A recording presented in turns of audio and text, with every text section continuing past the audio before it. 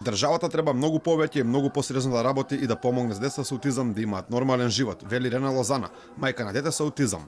Подолго време од институциите се ветува отворање на дневни центри за социјализација на овие деца, но таа вели дека нив ги има премногу малку со оглед на тоа дека има голем број на деца заболени од оваа болест. Капацитетот на тие дневни центри е многу мал, има малку вработени и тоа не би можела да речам дека е некакво решение затоа што тоа е многу малку.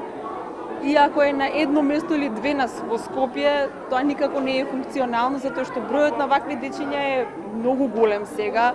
И условите во образованието не се на потребното ниво за овие дечиња. Лозана вели дека посебното образование кое е потребно е во скоро никаква положба, потенцирајќи дека во скоро време не може да се очекува инклузивност на рамниште на земјите од Европа и од регионот. Инклузивноста која што се обидуваме 2 години, да речам, државата 2-3 години се обидува да ги вклучи дечињата, се уште јас сметам дека не е на завидно ниво, не е дури на минимално ниво, затоа што вработените се многу малци информирани, тоа е неорганизирано некако направени, сите фрлени во оган бевме и децата, и родителите, и наставниците, дефектолозите.